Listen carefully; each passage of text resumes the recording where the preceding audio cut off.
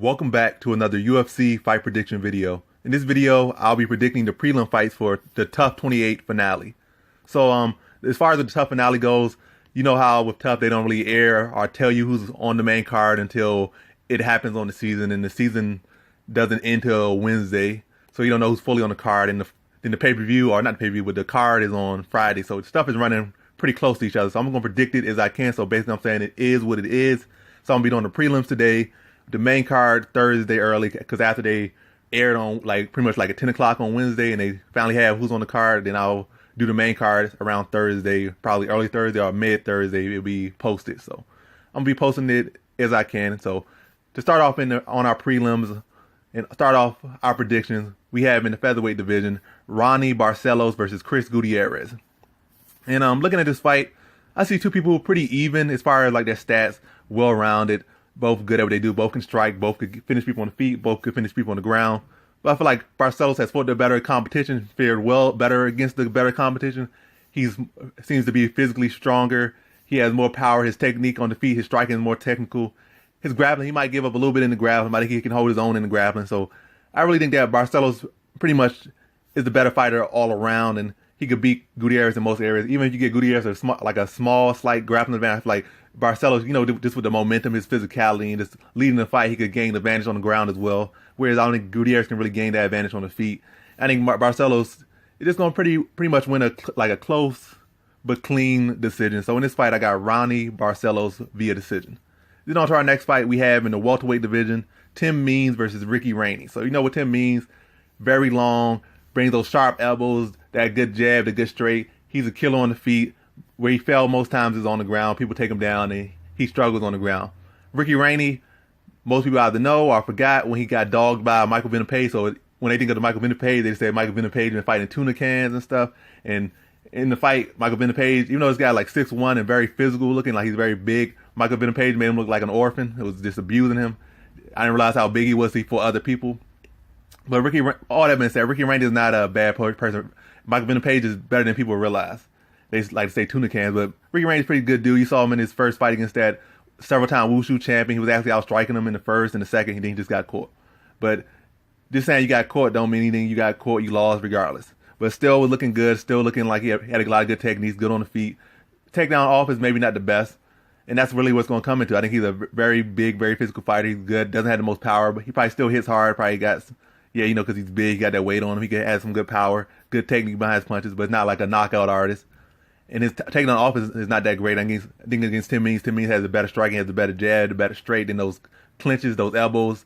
I think it's going to be too much. I think he's pretty much tailor-made for Tim Means. Maybe if he was just a little bit shorter, then he'd really be tailor-made for Tim Means. But all that being said, I think regardless of the extra height, the inches, he's still just tailor-made for Tim Means in my opinion. He's going to be in his face to be hit. He's going to be in his face to get hit with elbows, and I think he's going to be in his face to get stopped.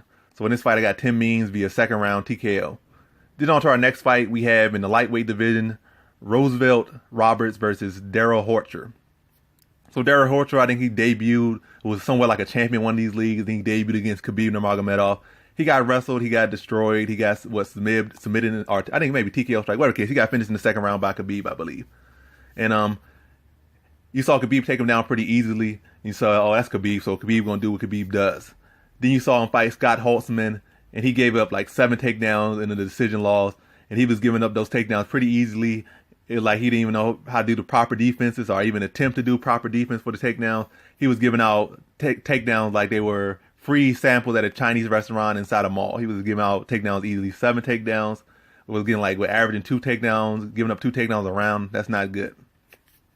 Then against Roosevelt Roberts, who has a 75% takedown ratio, big, young, 6'3" at this weight class, and young and hungry.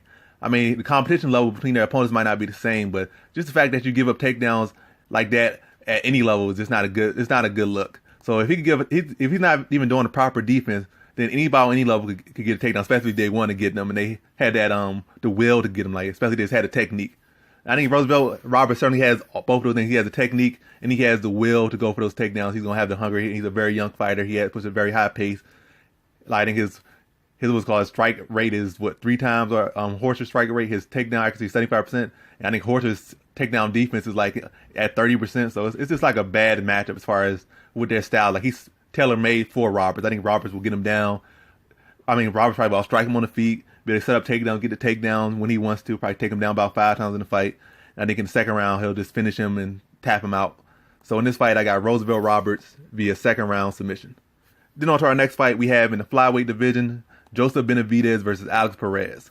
So you got Joseph Benavidez, probably the best number 2 man in MMA history. He was Dominic Cruz number 2 at 135 for years. Then the 125 division came open, and he was Mighty Mouse's number 2 for years. So he's like the best number 2 man in MMA history. I probably had like a decade of experience being the number 2 guy. That's not an insult, but I mean it's just the truth. He's solid, and it takes a lot to be in that spot. A lot of people, once they lose to the champ once or twice, or in his case twice, they just fade into obscurity and just disappear. They just turn to nobody, but manage to stay around and just keep beating everybody else. He even beat Cejudo, who went on to be the champion. So it's like he's been putting in work, and his only other loss was to Sergio Pettis. So he lost to Dominic Cruz twice, he lost to Mighty Mouse twice, and he lost to Sergio Pettis in the fight where it was really his win, but they kind of feel, I guess they wanted to give it to somebody else a chance at the title, so they gave Sergio Pettis that win. Then he went on to lose to Formiga in a disappointing fashion anyway, but whatever the case is. Benavidez is that dude, that number 2 dude. Then Alex Perez, very young prospect, I mean very talented, very young prospect. Even at 130, if the 125 division goes away, he could be a standout at 135 as well, potentially be a champ, title contender. I think he's that good, but I think it's just too early for him. Well, maybe it's not too early for him, but in my opinion, I think as far as this fight goes, it's too early for him. He's definitely ready for everybody, but I think in this fight, he's ready to lose, but he'll put up a good performance. He's big, he's physical. In his last fight, he showed that he has hands as well. He put on a high pace. Maybe not that knockout power, especially since you're at 125, but he could put on a high pace, that youthful pace, put that physicality on you, and he can't get you out of there.